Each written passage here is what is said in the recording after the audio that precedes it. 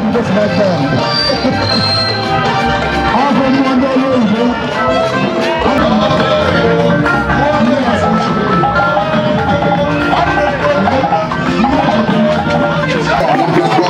let us see it in mind.